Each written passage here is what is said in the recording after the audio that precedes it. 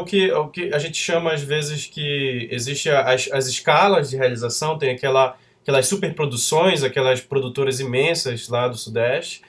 Aí tem as produções de médio porte, e tem os chamados BO, baixo orçamento e tal. E esses BO, que são produções de pequenas produtoras, que é basicamente um CNPJ, um escritório, da feita que ganha o edital, tem orçamento para crescer durante essa produção, tem uma estrutura e depois isso se encolhe de novo. Esses que são BO, eles são chamados de produções independentes. E abaixo deles existe toda uma escala de produção que é como se fosse uma produção caseira, assim, uma produção semi-profissional, amadora, que não no sentido amador do sentido pejorativo, mas é uma produção que ela é sem amarras, sabe?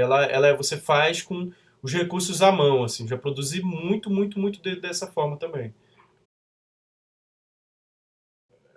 Não existe custo zero, assim. As pessoas gostam de dizer que fez na base do esforço, reunir os amigos, mas o simples fato de você pegar o carro emprestado do seu pai e ele botou a gasolina, tem um custo que seu pai bancou, entendeu? Ah, eu peguei a câmera do meu amigo, ele não cobrou pela câmera que é dele, que ele pagou pela câmera. Esse é um custo que ele absorveu. Então, às vezes, você consegue, através de uma rede de parcerias, você faz com que todos os lados absorvam os custos. Muitos cineastas famosos produziram assim. Bergman fez muito filme assim também. Toda vez que eu aprovei projeto em edital, aí a gente já teve uma estrutura que a gente não se permitia pedir coisas. Então, fulano vem, aí ele tem o equipamento para usar, a gente paga um aluguel para esse equipamento, paga o cachê, paga o transporte, paga a alimentação. Aí vira uma outra relação entre todos, assim, sabe? Então, pelo menos na minha experiência profissional, ou foram projetos que eles foram realmente amadores, que todo mundo vamos se ajudar para fazer, porque a gente sabe que não tem recurso nenhum, mas houve assim um custo que o que é possível fazer com esse orçamento que a gente tem, porque eu acredito que existem roteiros que você tem várias formas de realizar o mesmo roteiro. Dá para você fazer aquele roteiro com uma super estrutura, uma super produção, manda alugar, trazer caminhão de São Paulo, manda trazer equipe de tudo quanto é lugar. Tem como você fazer ele só com seus colegas locais e poucos assistentes. Aí tem aquela forma de você reunir seus amigos, cada um recebendo um cachê simbólico, um pagamento aqui e ali, custeando o transporte, alimentação. Tem várias escalas, assim, mas eu nunca trabalhei num método que fosse assim, parcialmente pago. Eu vou pagar só o eletricista e o fotógrafo, ele trabalha na amizade. Eu nunca trabalhei nesse método assim. Mas também, se tiver um projeto que só for ser possível ser feito assim, eu não teria problema de tentar tornar ele possível também. É gigantesco isso. Não só na parte. A gente sempre imagina que a organização ela existe do lado financeiro, obviamente, mas existe também toda uma organização da filmagem em si, da gente fazer um monte de planilhas detectando um monte de pequenas particularidades do projeto. Esse ator, ele não pode atuar aos sábados porque dá aula em Castanhal, e aí isso tá na planilha de planejamento para as cenas dele não estarem. Essa atriz, ela só pode de manhã, porque à tarde ela é repórter, e aí os horários dela são de manhã e à noite, a gente tem que planejar as cenas dela, sabe? Filma de manhã, manda ela e de noite busca de madrugada. E tal locação só foi liberada aos domingos e assim vai, sabe? E a gente se vê num processo, não, essa cena ela é muito complexa, ela precisa ir para o fim da gravação. Essa cena aqui é o ideal a gente começar por ela, porque ela é a mais simples, a gente vai se afinando. Então, tem assim, eu posso citar uma infinidade assim de exemplos de situações que eu vivi que essa organização ela era fora da papelada financeira também, existia toda uma organização da parte do fazer cinematográfico, sabe? E em escalas assim chegou um momento que teve projetos que isso era tão grande que a gente tinha que estar muito afinado para não perder diárias, assim, acabou a filmagem e tá tudo lá. O material tá todo filmado. Eu acho que isso tem a ver com o perfil meu desde criança, assim. Eu sempre fui. Eu gostava de escrever histórias. Na minha adolescência, eu já participava de campeonato de redação. Eu sempre escrevi. Eu via um filme, eu adorava o filme. Eu escrevia uma fanfic do filme, eu tinha 13 anos, 14 anos. Eu sempre escrevi contos e tal. Quando eu cheguei nesse meio, e eu era assistente de direção, eu fui assistente de diretores que eles tinham uma abordagem diferente da minha. Então, se eu estivesse dirigindo aqueles filmes, eu teria uma abordagem de vou cumprir o que está escrito. E isso é um perfil específico, né? É o diretor roteirista, contador de histórias. Existem diretores que eles são visualistas, assim, eu tô aqui para experimentar visualmente. Tem outros que são poetas visuais e são vários perfis. Então eu vi, por exemplo, situações em que o diretor ele dirigia 70% do roteiro, os outros 5 ele se permitia mudar no set, ou a organização ela não era tão afinada, então algumas coisas não dava tempo mesmo e tudo bem, tinha uma abertura para isso. Eu, por exemplo, eu dei vontade de chorar se termina a diária e choveu e a gente perdeu uma cena. A gente já, na hora, começa a organizar na planilha que dia a gente vai poder resgatar essa cena que não deu para filmar porque choveu. Então eu via que quando se filmava 70%, na hora de montar, esses 70% não montavam também. Então o filme tinha que mudar de novo na montagem. E aí o filme, a história contada no filme final, havia menos história do que no roteiro original, que eu, enquanto assistente, eu tinha lido e tinha participado do processo. Mas eram filmes que eles abraçavam esse caminho, sabe?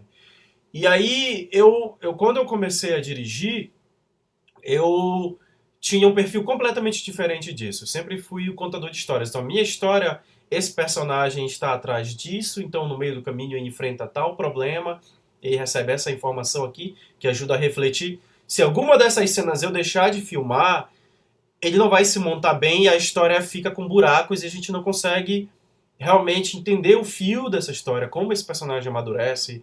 Ou, enfim, isso é um exemplo entre vários de formas de que a história ela deixa de ser estritamente narrativa, assim. Isso, pelo menos, é pro tipo de filme que eu gosto de fazer.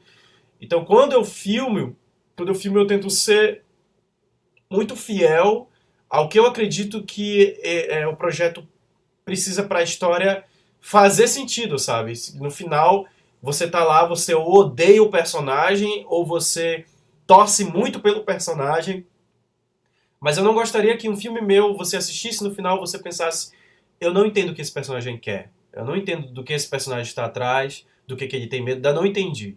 Então, tem filmes que eles abraçam isso e deixam pro espectador criar a sua interpretação de um jeito muito longe do que era do projeto original. Não é o tipo de filme que eu busquei fazer lá no início, quando eu fui aprendendo os processos de filmagem e tal. Assim, li alguns autores que lidavam com isso, discordei de alguns, assim, abracei outros, sabe? Tem gente que é do David Mamet, e eu, quando eu fui ler o David Mamet, nossa, eu discordei muito dele. Aí eu fui ler o Sidney Mamet, o Sidney Lumet, fui ler o Sidney Lumet, é o livro dele, Fazendo Filmes. É uma delícia, esse filme eu me identifiquei muito. Eu me identifiquei muito com Hitchcock Truffaut, na forma como Hitchcock trabalhava. E aí, e aí eu que sou muito fã do Bergman, fui ler o método do Bergman e meio que me deprimiu, assim, porque eu via que a forma como ele conseguia ser capaz de fazer um filme era algo que não estava longe da minha capacidade, assim, do que eu tinha estudado, meus métodos, meus caminhos e tal. Cara, eu jamais seria capaz de fazer um filme como o Bergman fez. E quando eu li ele explicando como foi que ele fez, aí que eu não seria capaz mesmo, porque é completamente diferente de como eu trabalho, sabe? Mas, assim, não deixo de admirar muito e gostaria muito sempre de aprender processos diferentes, assim. Não tenho bloqueio, assim, de o que esse projeto pede. Como é que esse projeto ele seria bem abordado. Então, às vezes, eu me permiti dar uma ajustada no caminho para chegar no filme final, dependendo do que o que a gente acreditava que o projeto pedia. Assim. Isso é uma coisa muito difícil, porque eu acredito que como nós aqui, a gente tem pouca experiência, tem pouca chance de estudar, a gente tem pouca oportunidade de aprender a nossa própria assinatura, sabe? Como é que eu sou como realizador? O que, que é o meu estilo? O que, que é a minha pegada? Em que aspecto do cinema eu sou bom e eu decolo? Em que aspecto eu sou capenga e eu preciso de ajuda, sabe? Isso é uma coisa que, vivendo e experimentando, que a gente começa a aprender isso e a ficar, trabalhar de forma consciente, assim, como é que o nosso projeto vai ficar depois que ele estiver ganhando corpo, né? Eu fiz jornalismo e fui me tornando autodidata. Eu fazia cursos de tudo na área, assim, o curso que aparecia de graça eu fazia aqui e ali, fiz muitos cursos no IAP. Teve o filme Araguaia, A Conspiração do Silêncio, que foi rodado em Belém, e teve um monte de oficinas.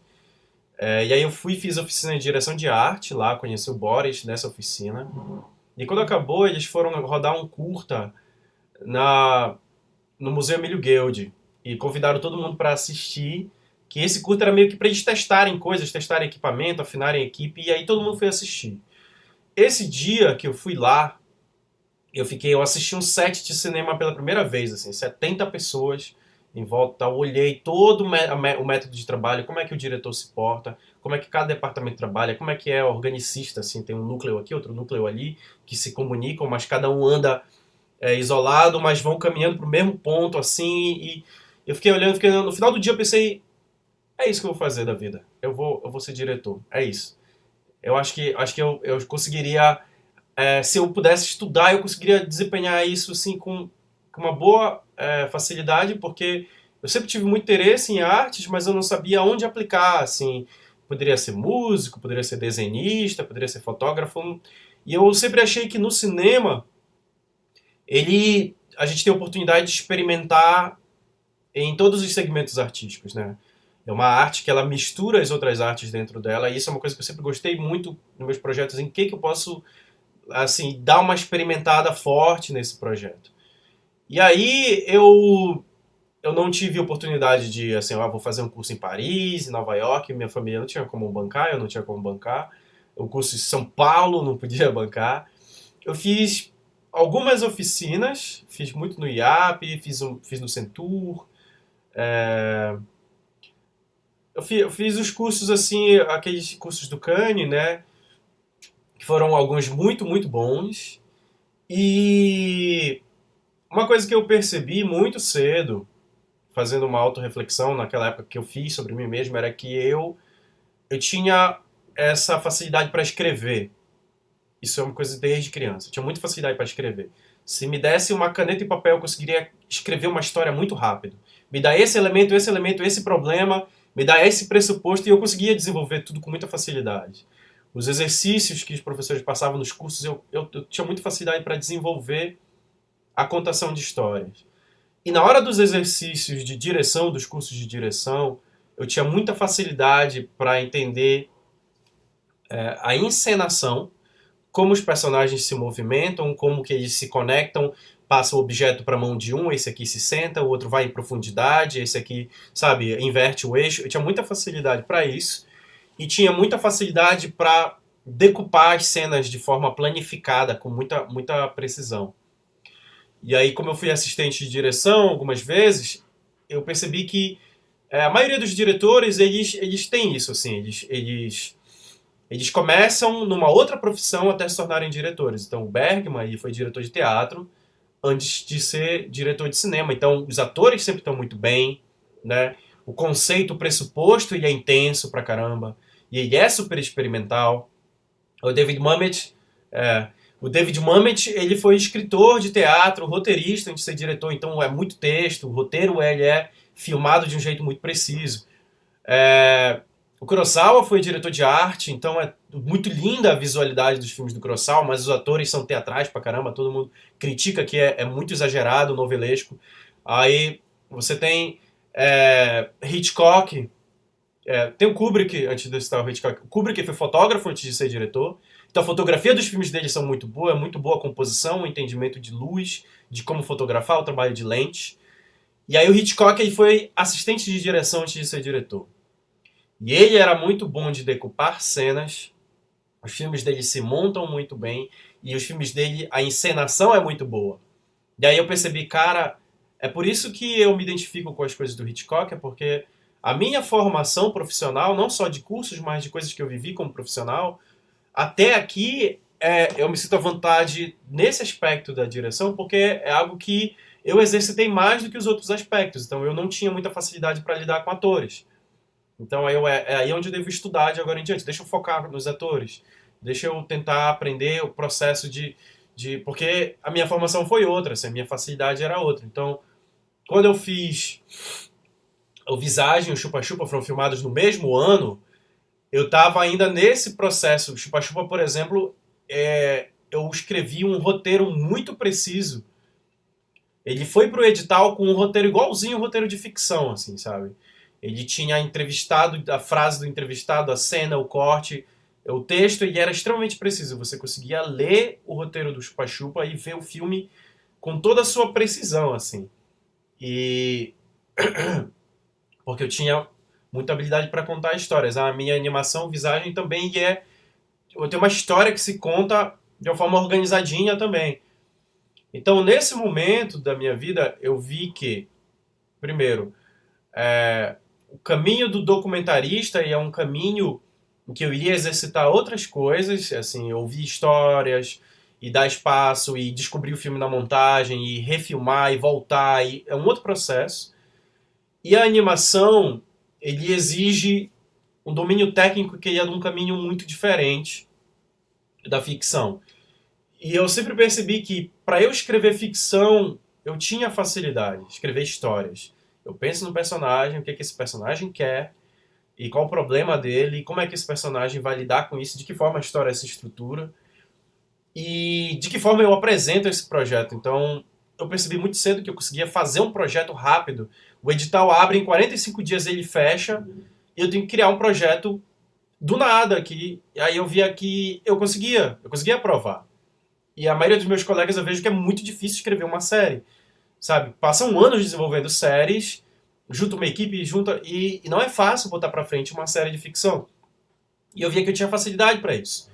Eu não tinha, e aí esse é o caminho que eu acho que minha carreira se conecta mais com onde está minha aptidão, em que é uma área que eu estudando, eu me desenvolvendo, eu vou conseguir me aprimorar muito rápido nesse segmento. Então, logo em seguida eu comecei a navegar mais por esse lado da ficção, assim, deixa eu aprender as formas de escrita criativa, quais as ferramentas da escrita criativa, como é que eu conceituo um filme em torno de um único tema, como é que eu faço uma premissa que ela é um gatilho, o que, que é um arco da desilusão, o que é uma subtrama, o personagem da subtrama, o que, que ele representa. E assim eu fui cada vez mais estudando isso e eu conseguia, da feito que eu tinha uma ideia inicial, eu conseguia assim, eu sentava, me trancava e eu conseguia fazer essa ideia inicial fluir até eu ter um projeto estruturado com uma certa facilidade. Aí é por isso que chegou um momento assim, abria um edital de série todo ano e aí eu realmente criava do zero o projeto de série. Eu via o edital abria, eu olhava, cara, tem 45 dias, eu tenho que criar um projeto de série, X episódios de tal, assim, assim, assim, e em 45 dias eu conseguia fazer. Né? A primeira série que eu fiz, que foi o Miguel Miguel, eles abriram um edital séries baseadas em obras de literatura paraense. E aí eu, cara, o que que eu escolho, não sei o quê. Aí eu encontrei um amigo meu na Feira do Livro, e aí falou, cara, tu devia adaptar Miguel Miguel. Foi um amigo meu que me deu a ideia. Miguel Miguel, cara, é tua cara, é totalmente sombrio, cemitério, tudo meio gótico e tal, realismo fantástico. Aí eu falei, cara, é mesmo, eu já tinha lido Miguel Miguel. Aí eu fui num sebo, comprei o livro no sebo, reli, é, é. Aí eu reli e aí eu trabalhei nessa adaptação, assim. E foi o projeto, acho que foi o projeto mais fácil de escrever da vida. Eu acho que escrever obra adaptada é muito mais fácil, na minha opinião, do que escrever uma obra original.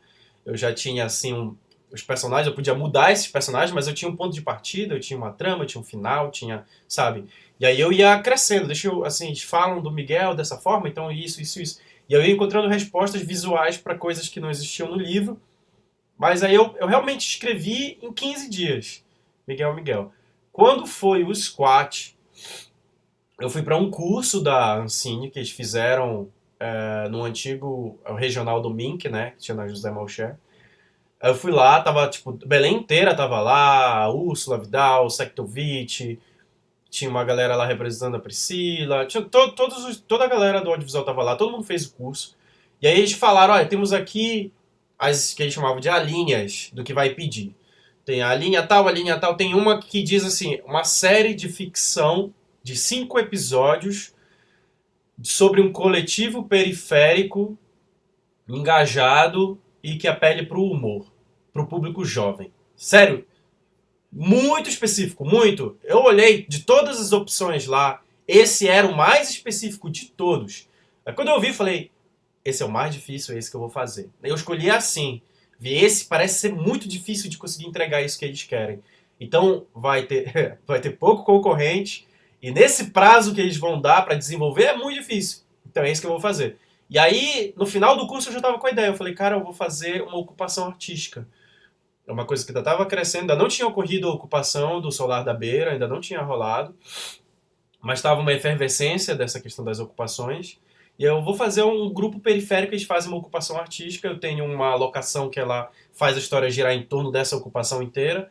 Eu crio um deadline, um grupo de jovens atores que vão fazer um espetáculo itinerante dentro de uma ocupação artística.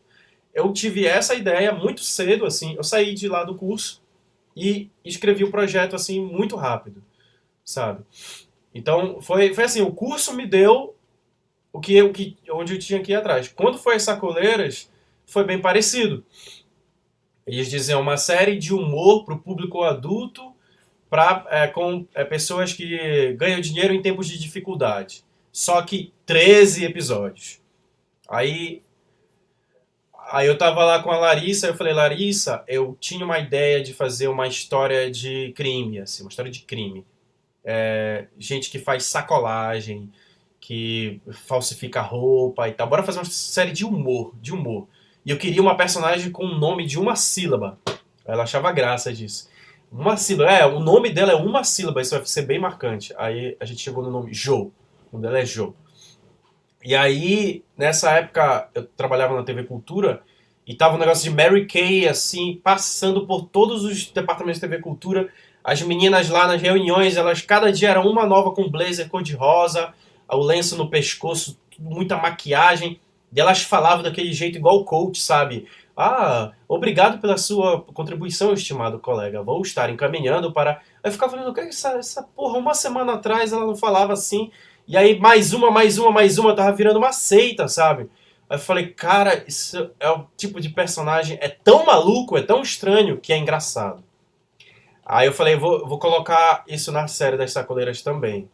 E aí, essa série ela foi desenvolvida com esse universo, sabe, que a pessoa se acha um mega empresário e alguém que é um empreendedor, esse universo da frase de efeito, a meritocracia, os livros de autoajuda, e na verdade é tudo uma sacolagem e tal, né? Elas são contrabandistas. Então, essa série foi criada assim, quando abriu o edital, né? E aí, essa foi a minha terceira série. Minha quarta série foi a única que eu escrevi com todo o tempo do mundo, porque era um edital que ele não era competitivo, ele era um edital que não tinha prazo, ele era um edital que eles chamavam linha contínua. Ele ficava aberto o ano inteiro, você tinha que ter uma carta de uma emissora. E aí eu desenvolvi com calma, que foi o Amazônia Oculta. Eu pensei, eu queria fazer uma série de terror que não fosse folclore.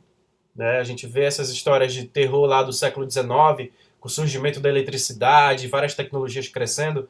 Vem lá o Frankenstein, vem lá o Lovecraft com o horror cósmico e vários outros conceitos de terror. Veio o body horror, né? O horror, a AIDS e a bomba atômica que influenciaram essa ideia do body horror. E aí eu pensei, cara, eu quero explorar todos os subgêneros de horror, fazer uma história de slasher, giallo, quero fazer uma história de body horror, quero fazer uma história de horror cósmico, e eu quero fazer uma história de horror tecnológico. Eu não queria fazer folclore.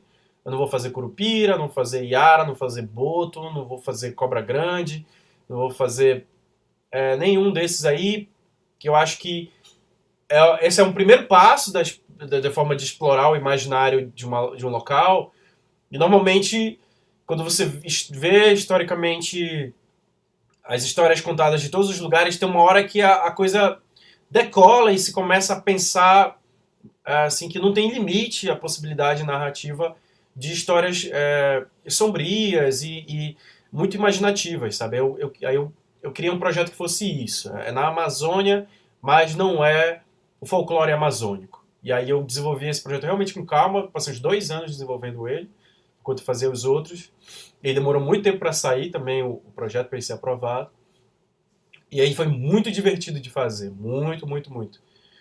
E o último, quinto projeto que eu desenvolvi, que foi a Condor, agora que está em finalização, a quinta série que eu dirigi, também foi do edital. O edital saiu dizendo uma série temática livre, 10 episódios. Olha, temática livre, tá por mim aqui, não me deram nada, eu posso fazer o que eu quiser.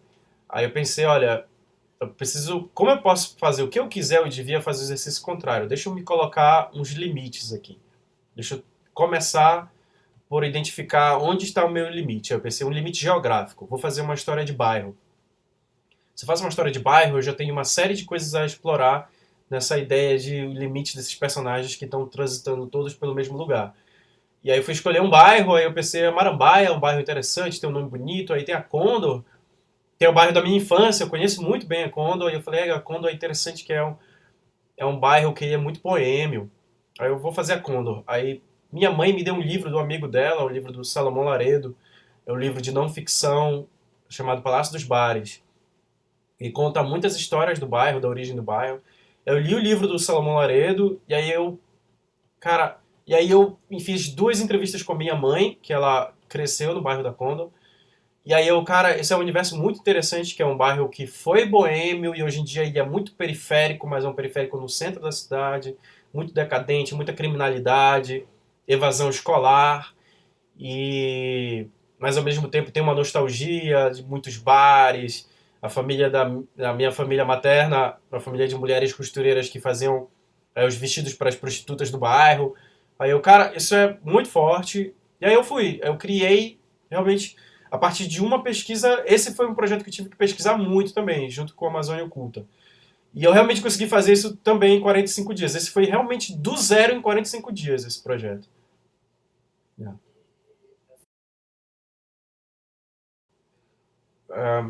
Eu acho que se os cartões postais entrarem na história, eu acho que eles deveriam entrar de forma orgânica.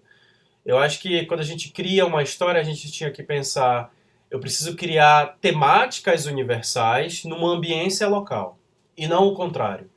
Então, por exemplo, se você faz uma temática local, faça uma história sobre a gente, pra gente, e pouquíssimo público vai conseguir se identificar, vai conseguir se interessar. Mas se você faz uma temática universal, sabe, uma história de amor, uma história de perda, uma história, sabe, de traição, uma história de um sonho, que as pessoas se identifiquem em qualquer lugar, ele é mais interessante. E a ambiência local, ela vai ser ditada pela temática. Então, o que do local entra, ele influencia na forma como essa história é contada. Se eu for criar a história do cara que perde a alma pro diabo, isso já foi feito 1 milhão de vezes em outros lugares. Mas isso é na Amazônia, o Boi de Máscaras, ele ganha uma ambiência local, né? Mas é uma história mais universal, essa coisa do medo, do divino, sabe? Do maligno e tal, o confronto com o diabo. Isso aí, em qualquer lugar, as pessoas vão identificar e se relacionar à história de amor, porque ele quer demonstrar o amor pela garota e tal, mas ele não consegue porque não tem alma.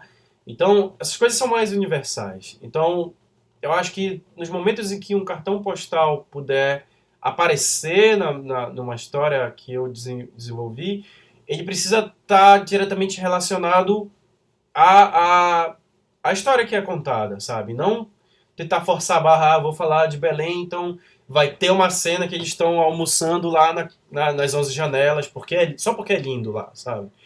Então, não é isso que eu busco. Então, por exemplo, na Condor, a gente tem a Praça Princesa Isabel, tem o Palácio dos Bares, tem o Bar do Gilson, e tem uns lugares que são marcantes, são a cara de Belém, né, de um lado de Belém, mas ele está amarrado a uma história que realmente esses personagens vivem aquele microverso ali, naquele bairro. Então, é assim que eu vejo. Então, eu nunca...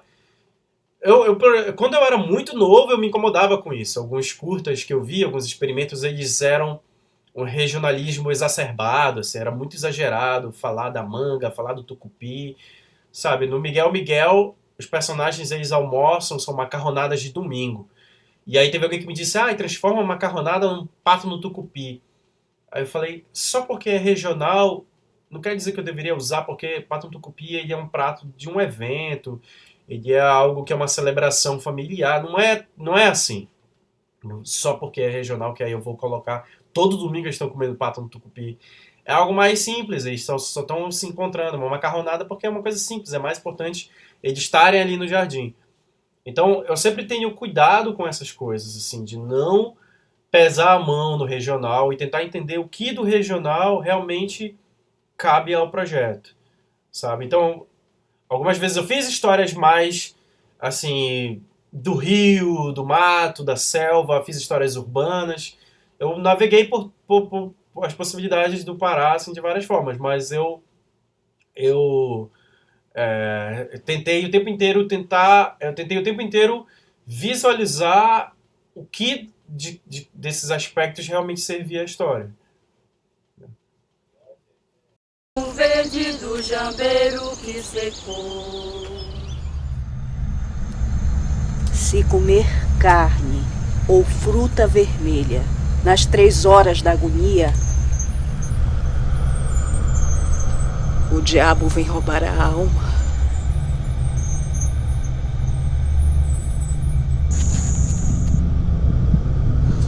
João?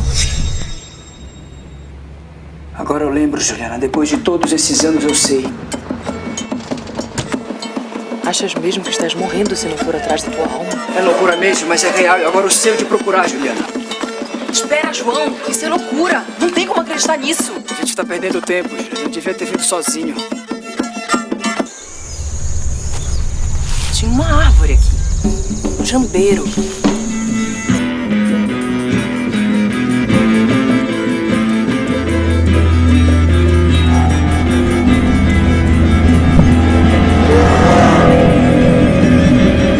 Não vou te perder assim! Não olha pra trás! Nada disso é real!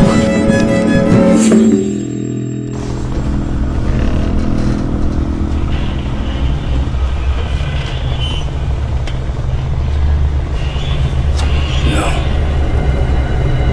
Você é ele.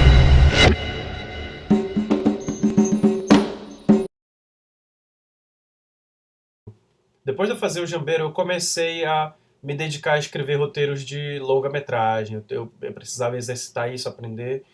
E eu comecei esse processo. Quando eu escrevi o roteiro do Eu Nirvana, eu só tinha feito Miguel Miguel, de projetos mais longos. Eu escrevi em 2014 Eu Nirvana. E foi pro edital daquele período. Então eles demoram muito, às vezes demora 3 anos, assim, sabe, pra sair o dinheiro, pra finalizar. E, pô, pandemia, então bora segurar mais um ano. Pô, a pandemia durou mais, então bora segurar mais 2 anos. E aí eu realmente foi antes, mas eu filmei ele logo depois de eu ter filmado o Squat. Então ele foi escrito antes do Squat, mas foi filmado depois do Squat. Então eu já tinha feito mais uma série de ficção. E é isso que tu falaste, assim, muitos atores, assim, eu acho que eu sempre aprendo muito quando eu trabalho com um fotógrafo muito experiente, um diretor de arte muito experiente, mas com os atores eu aprendo muito também. Eu acho que eu aprendi muito com os atores que conseguiam ficar à vontade no set e poder contribuir e construir o processo, porque eu acho que às vezes os atores eles ficam muito intimidados, eles se sentem muito gratos, sabe? O ator, não, é uma grande oportunidade, eu só não quero atrapalhar, vou fazer tudo que o Roger me pedir, eu estou à disposição 100% para entregar tudo que o Roger quer, eu estou muito agradecido, e tudo isso aqui é muito grande, não quero atrapalhar ninguém. Mas, na verdade, o ator, ele tem muito mais a contribuir do que isso, assim. Então, teve muitos momentos que eu encontrei atores e atrizes que, sabe, com licença, não está funcionando para mim, eu quero testar uma coisa nova, eu estou lendo aqui essa fala, para mim o subtexto não é esse, o subtexto é outro, sabe? E aí, isso aqui não. Mas eu acho que é essencial que todo mundo no processo artístico, cinematográfico, tenha uma possibilidade de contribuir criativamente, porque realmente o diretor não sabe tudo, né? O diretor ele é mais a metáfora do maestro, funciona muito assim, sabe? Ele conduz as coisas para não sair do ritmo, não se desalinharem, mas é uma construção muito coletiva e quando o ator tá querendo, sabe, interferir para melhorar, propor, é sempre muito bem-vindo. Tem projetos que eu precisei ficar mais apegado ao texto. Então, por exemplo, no Eu Nirvana, o texto ele saiu um pouco do que estava escrito. Nas sacoleiras saiu muito pouco do que estava escrito, porque era muito trama, uma trama muito específica do que faz, do que é feito, não sei o quê. Algum personagem ou outro, não, esse personagem funciona se soltar e brincar. Agora, quando eu fiz o squat, foi o inverso, assim, eu desde o ensaio, eu já comecei a conduzir o ensaio do squat, eu dizia, a gente não vai usar o texto, a gente entende o que é o pressuposto e vamos criar juntos. Então, nos ensaios eles vinham, criavam propostas de cena, e aí depois eu agora testar outra coisa. Aí eu ia e amarrava. Não, bora abraçar isso aqui. Então, a série final, se for ler os diálogos que estão no papel, não bate nada, assim, bate 10%. É 90% a criação e a modificação dos atores, que eles, desde os ensaios eles iam levando e a gente ia empoderando eles, assim, de eles se sentirem confortáveis para não obedecerem o texto e irem atrás do que eles queriam com aqueles personagens, dependendo do que cada cena. Essa cena, meu personagem quer isso, e aí ele iria desenvolver sozinho. Isso era a cara desse projeto, sabe? Depende muito do projeto, mas numa menor escala, isso é muito simples disso chegar a um ponto do ator, que já tá com. Tem alguns atores que eu trabalhei muitas vezes, deles chegarem e, Roger, deixa eu trabalhar essa fala aqui que não tá bem, não tô sentindo que funciona pra mim, ou na verdade aqui eu quero, o subtexto que eu quero dar é um outro tom por causa disso, eu olho, eu não tinha pensado nisso, legal. Então, tem muitas formas deles irem e quando chega no ponto do ator propor encenação, já é algo muito avançado. Poucos fazem isso. Normalmente eu sou muito presente na encenação. Então, alguns chega o momento de já conseguirem propor algo nesse sentido para mim. Né? Mas isso é legal. Isso foi muito interessante, porque quando eu comecei, eu era muito novo e tinha toda uma outra geração antes de mim e uma geração antes dessa geração. As relações de trabalho eram de um jeito. Aí quando eu fui assim começando a produzir, e aí a minha geração ia pipocando outros como eu e tal, e aí depois de um tempo já tinha uma geração depois da minha, que ele já tinha uma outra forma de trabalhar, outras relações de trabalho, e aí já tem agora uma geração depois dessa geração, sabe? E aí eu já me vi, trabalhei. É, e eu já me vi, assim, numa relação profissional com alguns profissionais, assim, muito longe da época que eu comecei, sabe? Já começaram muito depois e já estão super experientes, já trabalhamos várias vezes juntos, às vezes a gente briga pra caramba, assim. Tem vezes que eu sou um amor super simples, tem vezes que eu sou impossível, assim, uma pessoa chata pra caramba, sabe? Tem vezes que eu tenho dificuldade de explicar o que eu quero, às vezes eu não sei o que eu quero, eu só sei o que eu não quero, e aí aquele artista aí tem que pô, bora descobrir aqui. Eu preciso criar um método para a gente encontrar juntos uma resposta para isso. Com minha família, vou dar um exemplo. Minha família mulheres costureiras, né? Minha avó, minha mãe, minhas tias. E a área de figurino é algo que eu sou muito apegado, assim. As provas de figurino para mim é uma grande festa. Eu adoro ir para a prova de figurino e levo lanche, fico o dia inteiro lá, a equipe de figurino, a gente debatendo, aí vem um ator, vem outro ator e vai trocando as roupas e vamos debatendo e discutindo, construindo junto. E aí a Germana, que é minha amiga, que é maquiadora, ela no último projeto na Condor, ela tava lá, e aí teve dias assim que foi muito difícil de eu chegar ao consenso com a equipe de figurino, que eu sabia o que eu não queria, mas eu ainda não sabia o que eu queria para um ou outro personagem, e as meninas exaustas, assim, a Germana disse, olha, é muito importante isso, porque a maioria dos diretores que eu trabalhei, eles nem vão para a prova de figurino. Você manda a foto, ele diz, ok, tanto faz. E, na minha opinião, eu fico frustrada do meu trabalho não ser debatido, valorizado e criticado pra gente crescer juntos e tal. E aí, essa geração que debate mais, a minha geração, né? Que vai em vários departamentos, quer dizer, eu não sei, né? Eu falo por mim. Eu gosto de estar presente em todos os departamentos e tal, então eu me aproximo muito das pessoas. Então, a equipe de figurino, eu fico muito próximo deles, a gente discute cada pequeno detalhe. Pô, essa personagem aqui, no figurino 12, vocês colocaram um monte de miçanga, os adereços dela. Acho que lançou uma ideia para ela não usar joia, ela não usa prataria nem ouro, ela só usa miçanga. E aí as meninas, nossa, essa ideia é fantástica aí. A gente redesenhou a visualidade dos adereços da personagem, ela só usa miçangas coloridas e tal. E aí, sabe, isso é uma coisa do nossa forma de lidar um com o outro, que ela é muito próxima, assim, sabe? E a geração antes, eles eram completamente diferentes, assim, quando eu comecei. Era uma galera que não tinha essa organização do papel, era tudo na intuição, sabe? No feeling. Aí, atrás de casa, aí o assistente, cadê a mochila do personagem? Alguém esqueceu.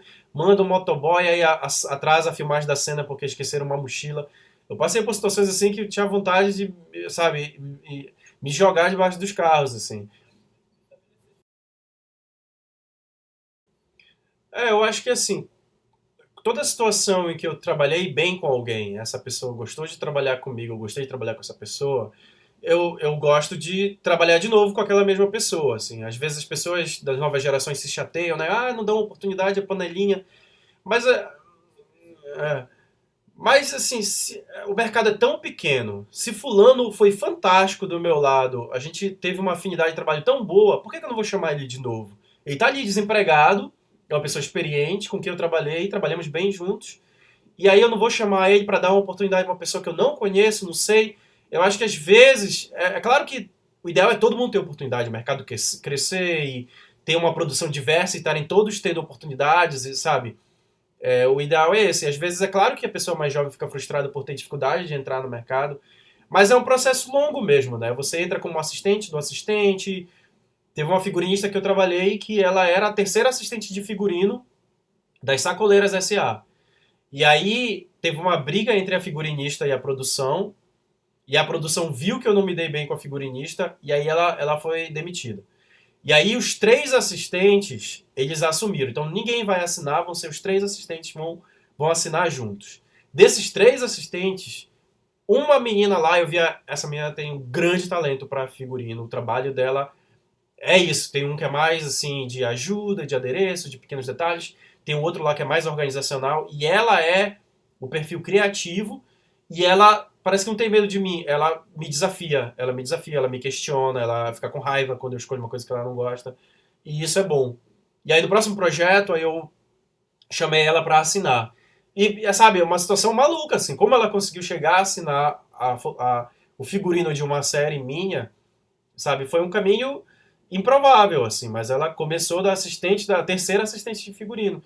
Então, aí, essas relações, elas realmente elas se constroem, né? O assistente de direção trabalha muito do lado do diretor, o fotógrafo trabalha muito com o diretor, e essas relações, elas vão se fortalecendo. E eu também tenho a impressão que a gente vai se profissionalizando, todos nós, sabe? Eu vejo que hoje, a cada projeto que eu faço, eu aprendo muito.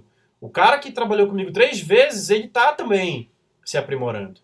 E ele tá não só se aprimorando, quanto ele também tá aprendendo a lidar comigo e eu a lidar com ele. Então, num próximo projeto, se trabalharmos juntos, vai ser ainda melhor, né? Então, as relações de trabalho, muitas vezes, elas do meio artístico, elas são construídas assim, né? Vou te dar um exemplo, assim, o Boris, eu liguei pra ele quando eu ganhei o prêmio do Miguel, ele estava em Salvador, me deram o número dele. E aí, tu lembra de mim e tal? Aí ele, olha, que legal, lembro. Eu tô fazendo filmes aqui, eu tava fazendo como assistente coisas grandes. Ele fala, eu tô doido pra voltar pra Belém, montar uma equipe, treinar a galera local e assinar a direção de arte em Belém. Tô doido pra fazer isso, que legal essa oportunidade, quero. E foi assim que nós começamos. E eu acho que eu aprendi muito como dirigir com o Boris. Talvez o Boris tenha sido o meu maior professor de todos, sabe? O Boris e o Carlos Eber foram grandes professores para mim. Porque quando eu estava na universidade, era um grupo de amigos, aquela coisa da ação entre amigos. Todo mundo se ajuda, todo mundo faz de tudo um pouco. Nesse projeto eu opero câmera, nesse projeto eu faço som, aí eu edito e vai se alternando, todo mundo vai aprendendo. Mas quando eu ganhei alguns editais e pude trabalhar com uma equipe de pessoas muito mais experientes que eu tive essa oportunidade de entender assim, o método do passo a passo para se alcançar um resultado mais otimizado. Então, com o Boris, eu conseguia...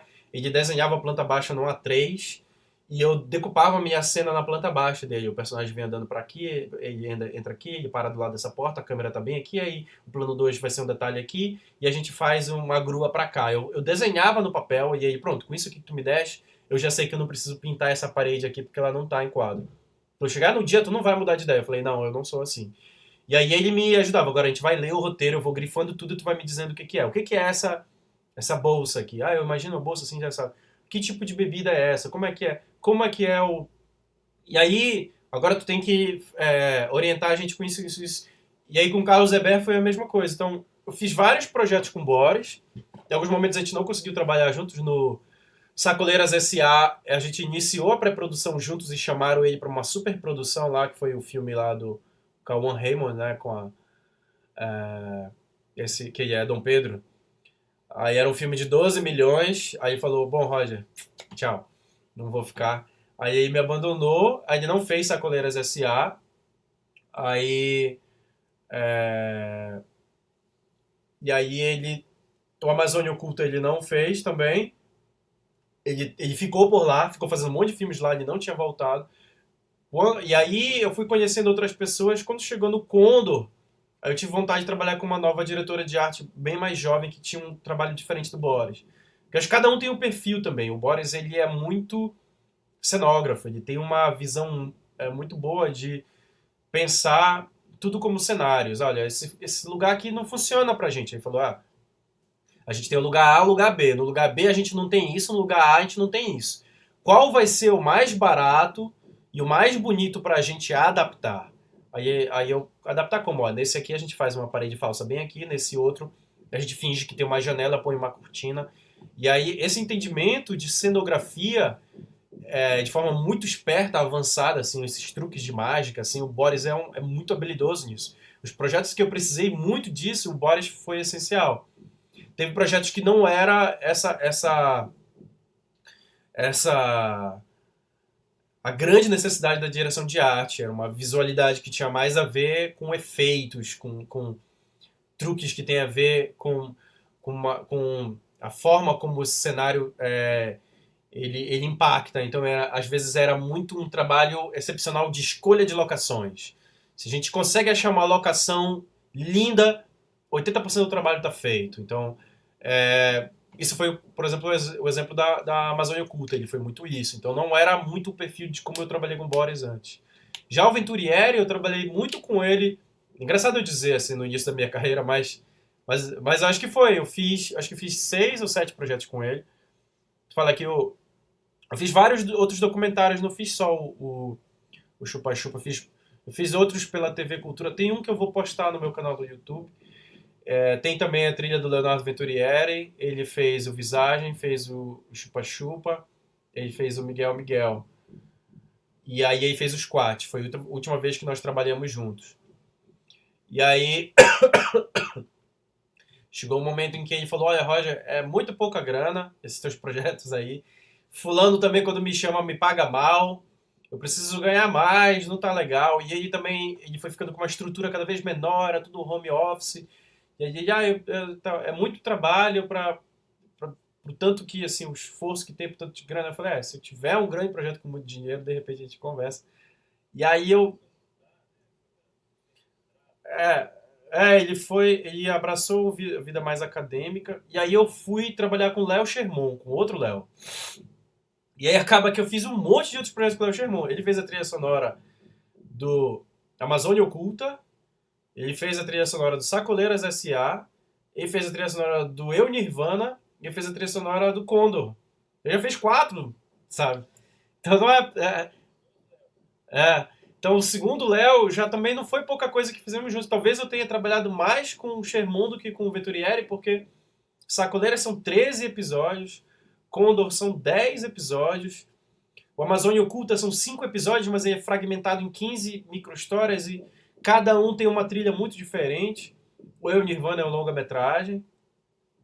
Então também já é muito... Um é muito diferente do outro, assim, é impressionante, assim, o método de trabalho deles também. Já tive. Eu vi o filme O Animal Cordial, eu vi no Centur, gostei muito da trilha. Aí eu entrei em contato com o músico que fez a trilha sonora do Animal Cordial. Eu mandei um corte do Eu Nirvana pra ele. Aí ele falou, eu faço por 10x. Aí eu, nossa, só tenho X. Aí, infelizmente, comigo você não vai fazer. Aí às vezes, assim, essa questão de trabalhar com pessoas de fora não é fácil, justamente por essa barreira, sabe? Às vezes, eu já falei com muitos atores famosíssimos E às vezes eles, cara, pra eu ir pra aí, pra Amazônia, ficar tanto, sabe, um mês aí, vou ter que parar um monte de publicidade, um monte de coisa, ficar longe do meu gato, longe dos meus netos. Aí só vou por tanto. Muitas vezes foi isso que eu enfrentei, assim. Uma barreira, assim, financeira, o tamanho desses projetos de edital, ele é muito pequeno pra gente sempre conseguir trazer gente de fora. Às vezes dá pra trazer um ou outro, olha, dá pra trazer o fotógrafo que é o Carlos Eber, dá pra trazer. Ah, dá pra trazer uma atriz que é fulana, sabe? Dá pra trazer, é, deixa eu ver. Às vezes, normalmente é um chefe de departamento, alguém do som, sabe? Normalmente do som a gente traz. Os caras do som, ainda tem isso, muitas vezes a galera, quando fica muito experiente, eles vão embora também, né? Então eu trabalhei muito com. Eu conheci o Nicolas Hallet, trabalhei com o Márcio Câmara, mas é tudo de fora. E aí, Márcio Câmara treinou a Isha, levou a Isha para fazer novela com ele, fez um monte de filme. Aí, para fazer com a Isha já ficou caro, sabe? Aí, trabalhei muito com o Davi, aí o Davi ficou bom, foi pro Rio, mora no Rio. Aí, para trazer o Davi já é um custo. Aí, eu falei, e aí, tu vem aqui, tu fica na casa de um parente? Ele falou, não, eu fico em hotel. Aí, já não é mais, já não é mais local o Davi Paz, sabe? Então, já acontece muito isso, da galera ir embora, assim, os profissionais vão ficando experientes, muitas vezes eles vão e a gente vai redescobrindo outras pessoas. Às vezes as relações são essas, porque aqui a gente acaba precisando o tempo inteiro estar encontrando novos parceiros. Já recebi inclusive convite para trabalhar fora em algumas coisas. Não podia ainda porque eu sou pai, minha filha ainda está fazendo vestibular, e é um momento em que eu acho que eu preciso estar aqui, pelo menos até ela engatar a vida dela. Eu estava agora no Rio, um monte de gente que eu conheci, era incrível isso, assim. As oportunidades deles, assim, eu invejava e as minhas realizações eles invejavam. Era muito curioso, eu estava no Festival do Rio e aí eu falava com o fulano, não, porque eu estou indo para Madrid fazer um workshop, eu acabei de dar uma palestra em Cuba, aí o outro fulano fez um curso lá em Nova York, tudo, sabe, com bolsa, com não sei o quê. E aí trabalhei no canal tal, trabalhei na mega produtora tal, não sei o quê. Eu falei, nossa, nada disso eu vivi. Eles falaram, o que que tu já fizeste? Eu já fiz 5 séries como diretor, assim, 39 episódios, eu fiz longa. Nossa, já fez longa? Qual edital? Edital Mink, longa, BO. E, nossa, não dá, sabe, tá longe de mim ainda essa questão. A gente tinha uma troca de, assim, tinha vontade de viver o que eles viviam e eles tinham vontade de ver o que eu vivi. E aí eu recebi alguns convites para algumas coisas e tal. Mas eu acho que em algum momento eu posso ir, assim, eu não sei se eu vou ainda, talvez em algum momento do ano que vem. Eu não tenho essa ânsia tão grande assim. Eu sou um pouco apegado aqui, eu gosto de escrever histórias que se passam aqui. Se eu fizer um novo longa, eu quero filmar aqui. Se eu fizer mais séries, eu quero filmar aqui. Então, é uma coisa que eu penso de ir fazer um curso, passar um tempo e voltar. Coisas assim me interessam mais. Eu recebi proposta até para ir trabalhar em Los Angeles, assim, para ter uma ideia. Até isso já recebi, assim. É interessante, mas assim, eu vou te dizer, como tu citaste logo no início, teve um momento que eu fiz um filme atrás do outro, a minha vida era uma loucura, eu vivia para isso. Sabe, dirigir 13 episódios das Sacoleiras e depois acompanhar a montagem, a correção de cor, sabe, a mixagem. Aí vamos fazer a acessibilidade, legendar os 13, libras para os 13, audiodescrição para os 13. Sabe? É uma vida, me consome. Não daria para eu vou ali em São Paulo, vou fazer um curso, e aí eu vou acompanhando de longe, sabe, pelo Skype. Não dá, sabe? Eu tenho que participar do processo inteiro, porque é pouco dinheiro, muitas das coisas eu tenho que fazer parte do processo. E aí foi um atrás do outro, assim, pá, pá, pá, pá, pá, pá, pá, pá, até chegar agora no Condor, que é esse que eu tô finalizando. Agora que eu sinto que eu vou ter uma respirada, mas já tem alguns projetos, assim, que parece que tem um deles que vai rolar no que vem. É um projeto de um formato completamente diferente dos anteriores. Aí eu já penso, quero tanto fazer, justamente porque é tão diferente. Aí E aí eu sei que da feita que ele engatar é mais uma vida que eu passo aqui, assim. Então eu acredito que se eu tivesse num grande hiato, no momento da minha vida que eu tô, sabe, sem nenhum projeto, nem em pré, nem em produção, nem em pós-produção, aí eu consigo respirar para viver outras experiências profissionais. Mas muitas vezes eu tenho realmente um projeto em pós-produção, um em desenvolvimento, sabe? E tem algum ainda em processo de negociação, em captação. Então, meio que eu realmente consegui não parar, assim. Foi, esses anos todos eu consegui me colocar em movimento sempre e viver essa constância da realização. Então, foi no piscar de olhos eu saí do Jambeiro. Eu pensei, eu acho que eu vou dar um tempo em São Paulo. No piscar de olhos aí me chamaram para ser diretor na TV Cultura e passei 5 anos lá, foi uma delícia. Eu dirigia todos os dias. Eu dirigia, eu editava, eu ia para estúdio, eu ia para externa, eu roteirizava. Então vivia uma vida de diretor todos os dias por 5 anos lá, foi uma delícia. E aí, de repente, puf, um monte de. Aí a Ancinha se estruturou, começaram esses editais maiores, né, de longa e de série. E aí eu vi assim, cara, a galera que é da ideia de desenvolver um filme a partir de um conceito, uma premissa, e aí o filme decola, essa galera vai ter dificuldade. Eu que sou do perfil da história, essas séries precisam de um volume muito grande narrativo para você ter um negócio. O grosso da coisa é muito, muito vasto. Então, pro meu perfil, eu acredito que é muito do que eles estão buscando. Assim, contadores de história que contem grandes histórias, grandes no sentido de longas histórias, sabe? Escrever 5 episódios é como se você fosse fazer 2 longas, 3 longas, né? 5 episódios de 26 minutos é muita história. Sacoleiras S.A. era muita história. Condor é muita história. Então, tá feita que eu vi que esse caminho ele se relacionava muito bem com o que a Ancinha estava buscando. Eu vi que, cara, se eles continuarem lançando todo ano, é capaz de eu conseguir aprovar um todo ano. E realmente isso aconteceu. Né? E aí, a gente não sabe se isso vai voltar, mas Condor, ele tá acho que mais de 90% pronto. Eu só preciso de mixagem e gravar Libras. Condor, ainda não gravamos Libras. Como estava a eleição, todo mundo que trabalha com linguagem de Libras estava trabalhando, né, nos partidos e tal. Então eu estava esperando acabar as eleições para ter uma profissional com quem eu sempre trabalho para a gente gravar as Libras. E falta a mixagem. Então essa série... De todos os meus projetos, o que eu tenho mais carinho é essa série, Condor. Eu acho que foi um projeto que eu já estava muito mais maduro, tanto quanto escritor, como diretor, e os colegas ao meu lado também, todos já estavam muito mais maduros, e juntos eu acho que a gente caminhou bem para encontrar um produto realmente muito afinado. E eu acho que ele vai ao ar no início do ano que vem. Assim, espero. Ele tá super tranquilo, assim, a gente não enfrentou grandes dificuldades. Eu acho que os projetos que me deram dificuldade de verdade na vida foram Miguel, porque era pouquíssimo dinheiro, o Visagem, porque o trabalho ele era absurdo, assim, eu trabalhava 4 turnos no Visagem, eu não dormia, eu não me alimentava, foi muito puxado. E eu acho que os outros todos, assim, tinham dificuldades pontuais. Eu acho que a Condor, acho que o desafio era filmar com aquelas motos barulhentas lá que destruiu, passava a moto lá no entorno do nosso set, era um barulho infernal. Esse foi, acho que o maior desafio. O resto foi super tranquilo esse projeto. E o Nirvana, a gente vai ter uma exibição agora em novembro.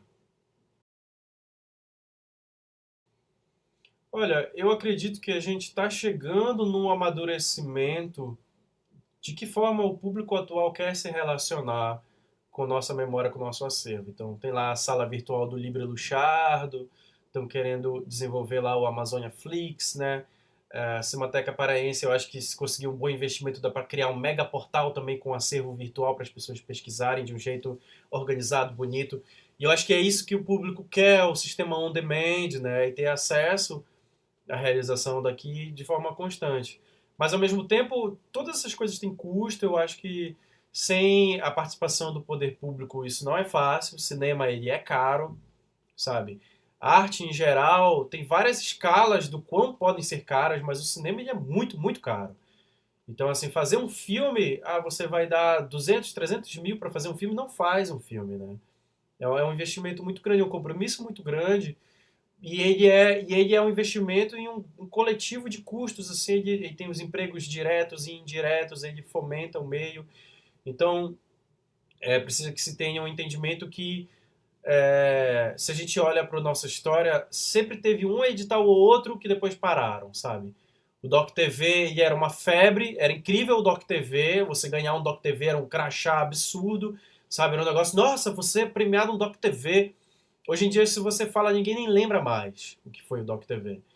Aí teve o edital de séries que eu ganhei, nunca mais teve outro, sabe? Foi. E aí a gente tem, eu acho que os novos realizadores, eles precisam passar por um processo de aprendizado, eles deviam fazer umas webséries, uns curtinhas para web, mas ao mesmo tempo os mais experientes deviam ter acesso a formas de financiar as obras para que toda essa cadeia de profissionais que todos se conhecem, tem todas essas relações, essas trocas, não parem, porque tem toda uma cadeia de profissionais do meio que toda vez que um processo para e isso tudo se esfria, isso tipo assim, teve muito edital da Ancine, mas uma hora parou, teve todos esses conflitos de governos e isso parou e está tentando se reacender, mas eu acho que a gente devia ter formas de fomento estaduais. Estão batalhando o Fundo Estadual de Cultura, a lei do audiovisual, né, paraense e tudo mais. São caminhos que eles são importantes que eles sejam debatidos para que se consiga colocar isso como um fomento e não como uma forma de apenas de, sabe, para uma vitrine que se faz algum tipo de política pública. Não, isso deveria ser uma organização que isso não pare e que isso cresça e que a gente, o tempo inteiro, a gente vê, esse ano tem 2 longas sendo feitos, ano que vem tem outros 3, outro ano tem mais um.